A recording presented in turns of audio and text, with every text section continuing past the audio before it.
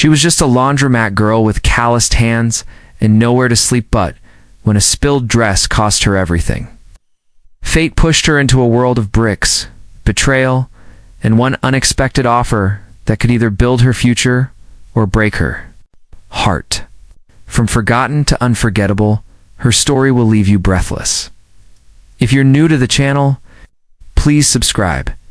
Give this video a like and tell us in the comments where you're watching from. We'd love to know. Let's jump into the story. The smell of warm detergent and overused dryer sheets always clung to Remy Dale's hair. She was 19, quiet as a house cat, and worked 12 hours a day at Sunrise Laundry on Tulare Street in Fresno, California. The job paid minimum wage, plus a corner to sleep in behind the dryers on a thin yoga mat someone once left behind. To Remy, that mat meant safety. It was hers, and no one bothered her there. The laundromat opened at 6. By 5:30, Remy was already pressing uniforms, her worn sneakers squeaking on the linoleum floor. She hummed an old country tune her mother used to sing before a car crash took both her parents. Most customers never noticed the girl behind the steam. If they did, they only saw a slight figure with 2 big overalls and wide brown eyes that flickered away the moment anyone looked back. On Monday morning, the bell over the door rang. A woman breezed in like a gust of perfume and power. Her name was Candace Roper, local real estate agent known for gold bracelets, louder heels, and an even louder mouth. She carried an ivory silk dress on a hanger, dangling it as if it were made of glass. "Press this by noon," she ordered, dropping it on the counter without a please. Remy nodded yes, grateful for the easy work. An hour later, Remy lifted the dress to the steamer.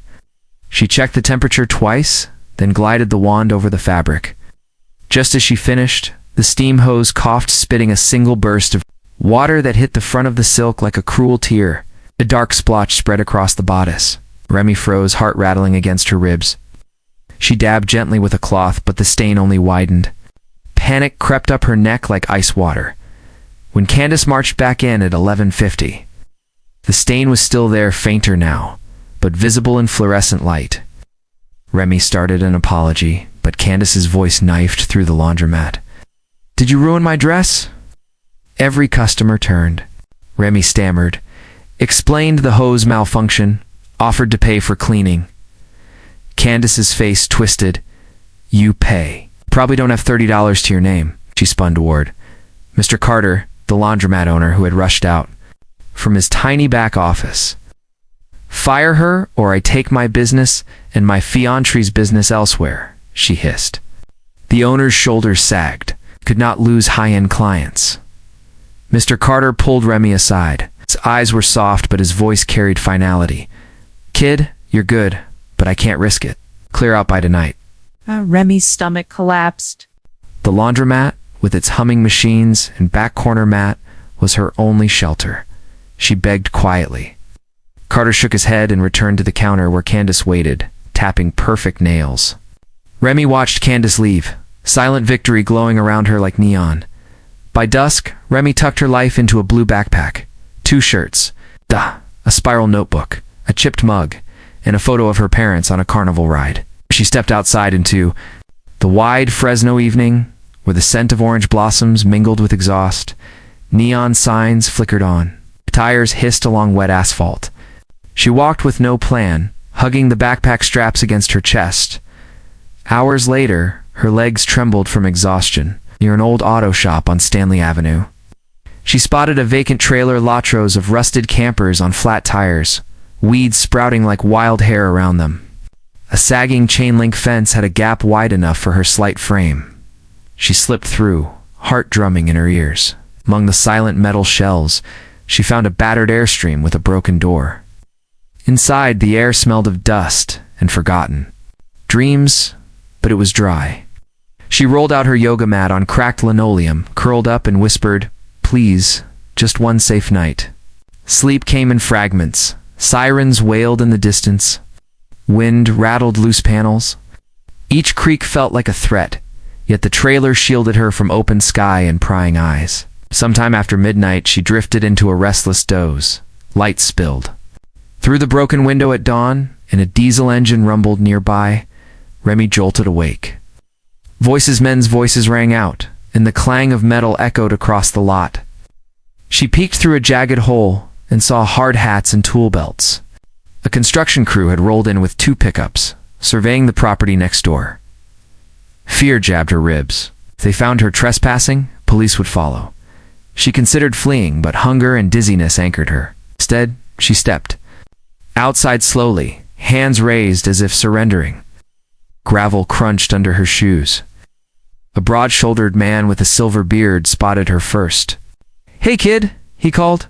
"You lost?" Other workers glanced over, curiosity mixing with caution. Remy's voice cracked. "I'm not stealing. I just needed a place to sleep. I can work. I'm strong." The men shared looks, some skeptical, some amused. One young guy chuckled. "Strong? You weigh what? 100 pounds soaking wet?" The silver-bearded man raised a hand for silence. Let her speak. Remy inhaled the dust-laden air. "I can haul, clean, carry water, whatever you need. Please. I won't survive on the street." Sincerity quivered in her words. "We'll let the boss decide," Silverbeard said at last. "He'll be here in an hour. Wait by the gate." She stood there, sun climbing, heart fluttering like a trapped bird. Sweat trickled down her back. Every minute felt like a verdict. At 8 sharp, a dark blue pickup rolled in. A tall man stepped out, button-down shirt tucked into jeans, boots polished, clipboard in hand. His name sewn on the pocket read, Clayton Brooks. Silverbeard waved him over, explaining the situation in short phrases. Clayton's eyes narrowed as he studied Remy Dirt's mudged cheeks, calloused palms clutching the backpack. "You want to lug cinder blocks under this heat?" His voice was calm, not cruel. Remy nodded. "Yes, sir. I won't quit," he considered, thumb brushing his stubbled chin. Finally, he pointed to a stack of 40-pound bags of concrete mix. "Move 5 of those from the truck bed to that pallet. No spilling." Remy's arms trembled as she lifted the first bag, grit biting into her fingers. Workers paused to watch. She hauled one, then another, teeth gritted, breathing ragged. By the 4th bag, her muscles screamed, but she refused to stop. The 5th bag thudded onto the pallet, dust blooming around her feet. Clayton nodded once, eyes unreadable. "You start tomorrow, 6 a.m. cash at day's end. Mess up, you're done." Relief flooded Remy's chest, nearly buckling her knees. The silver-bearded worker patted her shoulder. "Welcome to the crew, Iron Girl," he said, half-dash smiling as the sun inched higher. Remy glanced back at the trailer lot at the broken door that had given her a night of shelter. Hope, thin but stubborn, flickered alive. Perhaps life could be rebuilt, one heavy bag at a time. The dawn air over the Fresno job site tasted like chalk and diesel. Remy arrived before the sky lost its purple tint, clutching a paper bag that held exactly half a peanut butter sandwich. The crew trickled in, boots thudding, laughter echoing between half-built walls. They called her Iron Girl, sometimes kindly, sometimes as a joke. Either way, she answered. Clayton Brooks, site manager and owner of the future apartment. Complex showed up at 6 sharp. He nodded at Remy, then addressed the crew. Foundation pours at noon. We need gravel moved, rebar stacked, everything tidy. His gaze lingered on Remy, as if reminding her the chance he'd given was fragile. She nodded back, wiping sleep grit from her eyes. The first task sounded simple. Shovel gravel from a truck bed into wheelbarrows, then roll them downhill to a trench.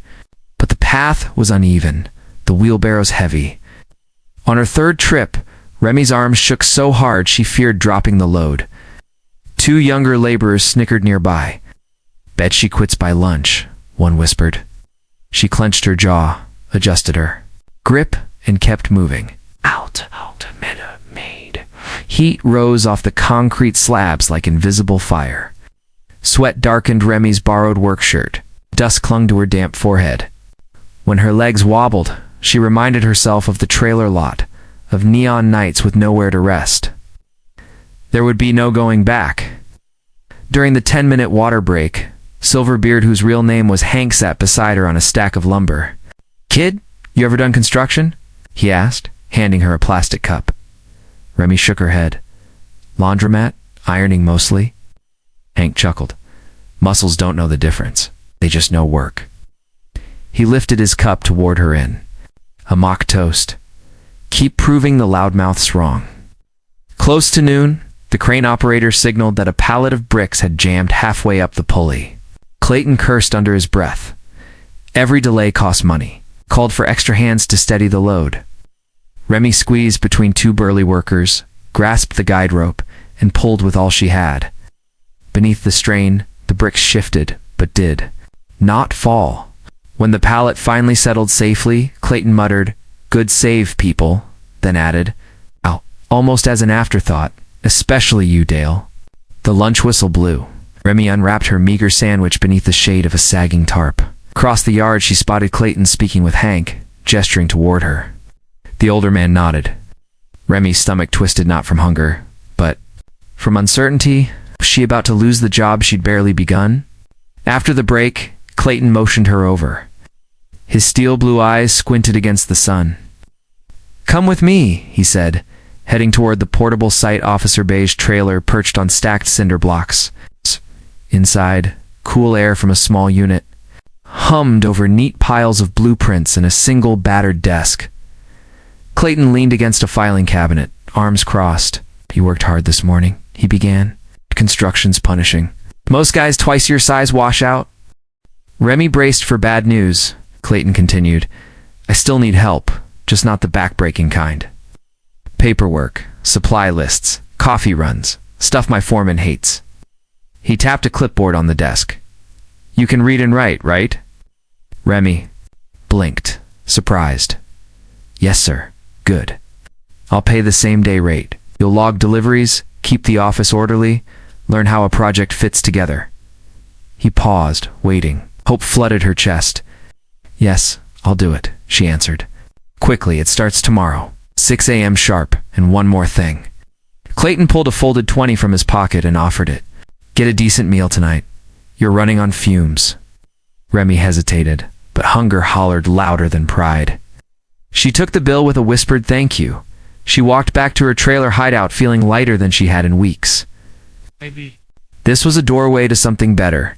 If she didn't mess it up, by 5 o'clock, the crew packed their tools.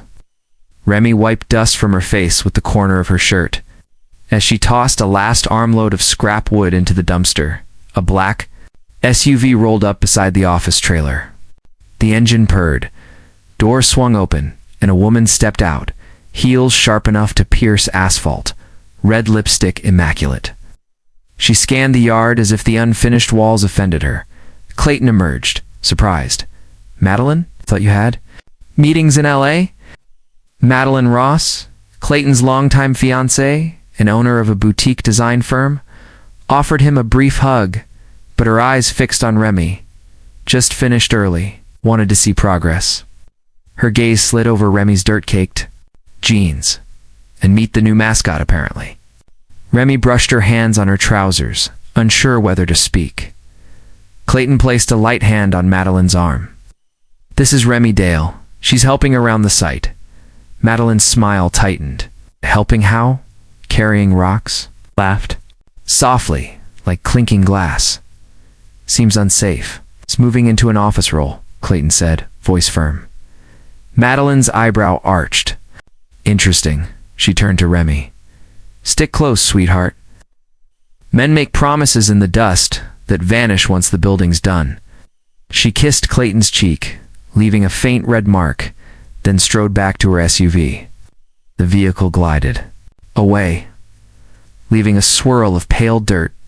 Clayton sighed, wiping the lipstick with his thumb. "She's protective of the project budget," he joked, though his eyes looked troubled. Remy murmured, "She doesn't like me." He shrugged. "Give it time." That evening, Remy spent the 20 at a corner diner burger's sizzling jukebox, humming old rock tunes. Each bite tasted like possibility. Yet Madeline's icy stare lingered in her mind. Would Clayton's offer survive that chill? Across town, Madeline parked outside her sleek townhouse and called a friend on speaker. "He hired some stray girl," she said, voice low. "I'm visiting the site again tomorrow. I want her gone." Clayton needs focus, not charity. The next morning, Remy arrived early, heart steady despite the memory of Madeline's warning.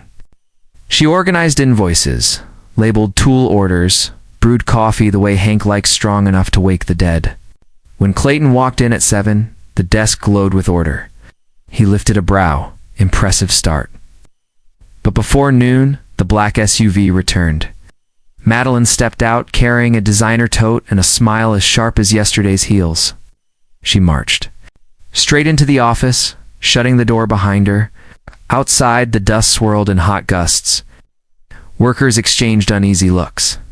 Remy's pulse hammered loud enough to drown the machinery inside. His voices rose. Madeline's sharp, Clayton's steady, but strained. Remy couldn't catch words, only tone. Then the door opened. Madeline exited first, eyes narrow, chin lifted. She glanced at Remy, lips curling in a brittle half-smile. Without a word, she returned to her SUV and sped away. Clayton came out a moment later, shoulders stiff. He looked at Remy, hesitation flickering in his eyes. "Need you to stay late today?" he said quietly. "There's paperwork." Remy swallowed, nodding. As the sun slid westward, Remy sorted files in uneasy silence. What had Madeline demanded? Was her fragile chance already crumbling? Outside, the grinders screeched, nails hammered, concrete mixers groaned building. Breaking, building again. Remy breathed in the dust and braced herself, knowing nightfall would reveal whether her new path would keep rising or collapse like a wall with no mortar. The late summer breeze carried the scent of wet cement and diesel across the Fresno job site. Remy was in the office trailer, stacking supply receipts into labeled folders, her hands finally steady after weeks of learning the ropes. Outside, the buzz of saws and clang of tools hummed like background music. Each day now began with purpose. She was no longer just surviving. She was becoming something. Clayton Brooks had started checking in more often. Not just about work, but about her. "You sleep okay?" he'd ask. "Need a coat for the cold mornings?" He never pried too deep, but he noticed things. He'd brought her a second-hand coat last week, left it hanging on the door with a sticky note. "Stay warm, boss's orders." Remy smiled every time she saw it. Still, the memory of Madeline Ross lingered like a splinter. Her designer heels, her cold gaze, the warning in her voice. Remy tried to stay out of sight whenever the black SUV rolled up, but avoiding Madeline didn't stop the tension from growing. The more Clayton noticed Remy, the more Madeline seemed to watch from a distance with narrowed eyes. One afternoon, Madeline arrived unannounced again. She wore a pale blue dress, flawless makeup, and an expression like frost. Clayton was walking out of the trailer with a clipboard when she intercepted him. "We need to talk," she said sharply. They stepped inside. Remy, who had been sitting at the side desk, immediately stood. "I can give you privacy," she said quietly. Madeline waved a hand. "Stay. It involves you." Remy froze. Clayton cleared his throat. "Madeline, no. Let's have it out," she interrupted. "Clay, I've supported you through 6 projects, a recession, and your stubborn refusal to leave Fresno. Now you're falling for a girl who showed up with dirt on her shoes and no last name to speak of?" Remy's face flushed. She looked down at her hands. Clayton's jaw tightened. "You're assuming things that aren't true, am I?" "Madeline," I said, voice rising. "I saw how you looked at her, like you used to look at me." The silence inside the trailer was thick. Then Clayton spoke, voice calm but firm. "What's between me and Remy is none of your business unless it affects the job, and it doesn't." Madeline's lip curled. "We were supposed to build a life together, and now you're building something else out of pity?" Remy stepped forward, her voice soft but clear. "I never asked for anything, ma'am. Not sympathy, not favors, just work." Madeline studied her, eyes sharp like broken glass. Then she turned back to Clayton. "You'll regret this." And with that, she left, the trailer door swinging behind her. After she was gone, Clayton let out a long breath. Remy looked up at him. "Sorry," she said. "Don't be," he replied. "Some truths just take time to reveal themselves." But Madeline wasn't finished. 2 days later, she showed up at the site while Clayton was out and knocked. Gently on the office door, Remy hesitated, then opened it. Madeline stood there with a bright smile and a takeout bag. "Truce?" she said sweetly. "I brought lunch." Remy blinked, unsure what to say. "We got off on the wrong foot," Madeline continued. "Can we talk, woman to woman?" Remy nodded slowly and let her inside. They sat at the desk, and Madeline opened the food container's chicken salad for herself. Instant noodles for Remy. "I wasn't fair to you," Madeline said, voice low. "I judged too quickly." Remy nodded again, still cautious. "Thank you. I just want peace." "You'll have it." Madeline smiled. "One last favor, though. Could you heat this up for me?" She pushed the noodle container toward Remy. "You know how I like it, Teg. Peppers, the works." Remy stood, relieved that perhaps things were finally turning around. She made the noodles carefully, just as asked. When she returned with the steaming bowl, Madeline took a few bites, then suddenly clutched her stomach. "What did you put in this?" she gasped. Remy stared in shock. "Nothing, I swear." Madeline staggered to the door. "Clayton? Someone help. She poisoned me."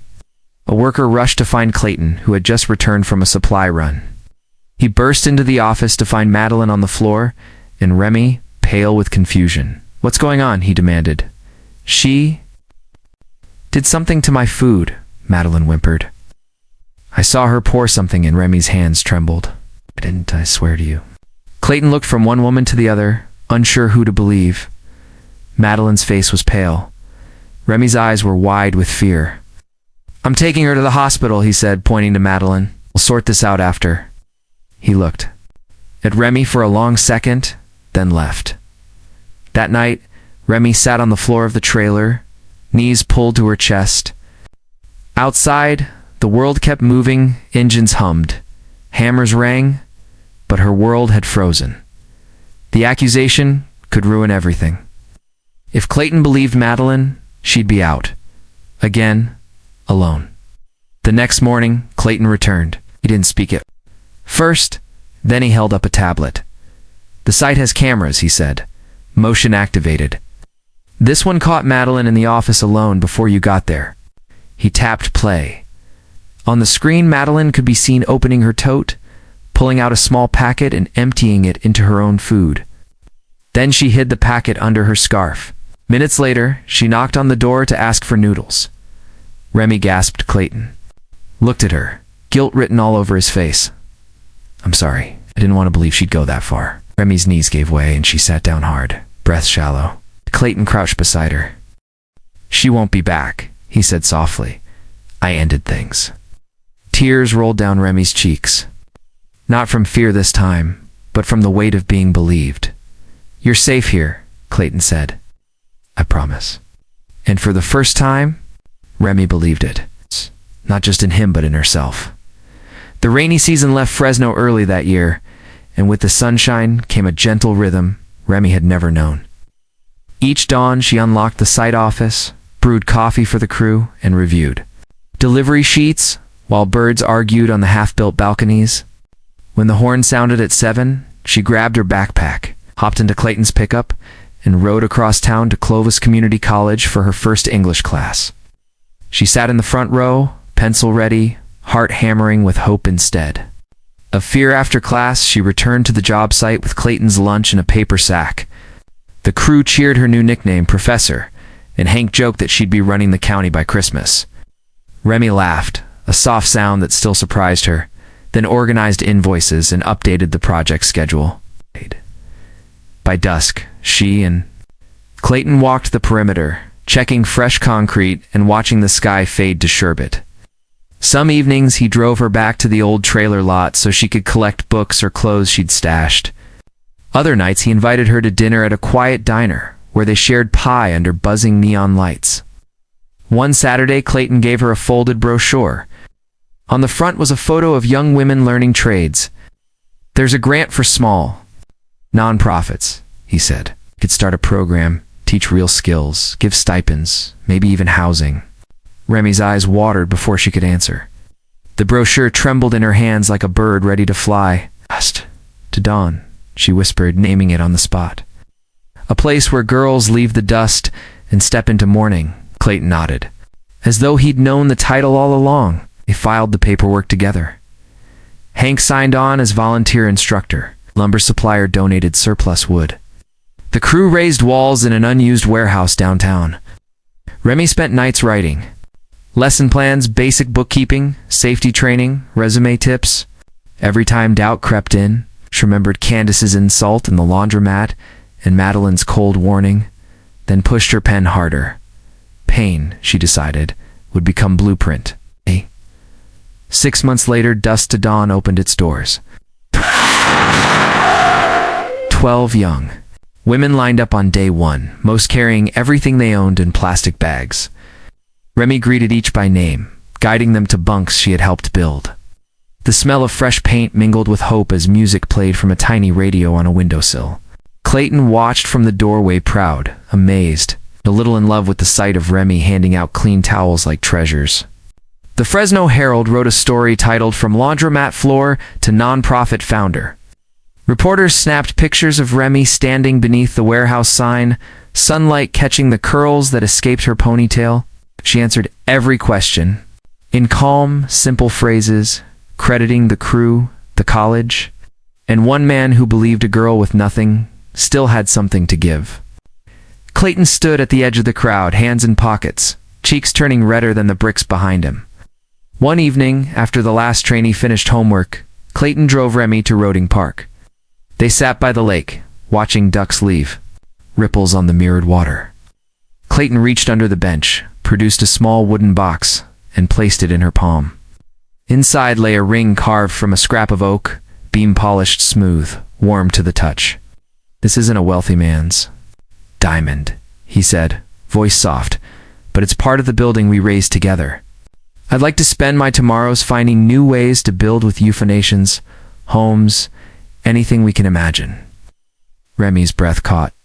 She thought of cold laundromat tiles, of sleeping on broken linoleum, of dusty mornings pushing wheelbarrows. All those roots and harsh ground had somehow grown into this single, delicate moment. "Yes," she whispered, sliding the ring onto her finger, where it fit as if the oak had known her measure. They didn't announce an engagement party or plan a grand wedding. Instead, they invited the Dusk to Dawn students on a Saturday hike in Sequoia National Park. At the trailhead, Clayton handed each girl a tiny seedling from the Forestry Service. Explaining how sequoias thrive after fire, the heat cracks their cones, letting life out. Remy led the group beneath towering trunks, older than every sorrow combined. Her heart steady as she felt Clayton's hand brush hers. When they reached a clearing, the hikers planted their seedlings in a ring, each pressing earth around fragile roots. Remy knelt beside her sapling, the oak ring gleaming against dark soil. She whispered a promise that this ground, like her life, would nurture strength. The girls laughed and named their tree's courage. Sunrise, backbone while late. Light streamed through branches like gold ribbons. On the drive home, voices filled the van with plans, study sessions, carpentry projects, new recipes for the communal kitchen. Remy listened, smiling at how possibility now sounded like ordinary conversation. Clayton caught her eye in the rear-view mirror, and they shared a look that said everything. Storms had come, storms might return, but deep roots hold. Weeks turned into seasons. Remy completed her certificate in project management, then began night classes in social work.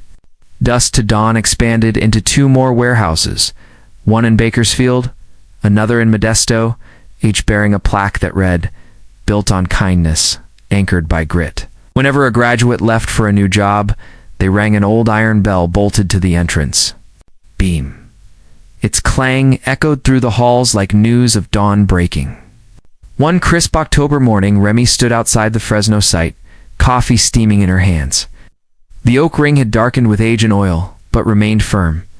Inside, power saws whirred. Laughter rose from the carpentry bay. Clayton approached, holding a clipboard and 2 hard hats. "Inspection day," he said.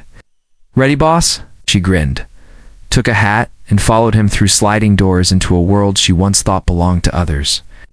Under the high rafters, sunlight filtered through. Skylights, painting moving squares on the concrete floor. Remy glanced at the trainee sanding a table, at the mural of bright phoenix wings painted across the far wall, at Clayton beside her, reading measurements aloud. Gratitude swelled in her chest, wide and fierce. She had expected despair to mark her forever.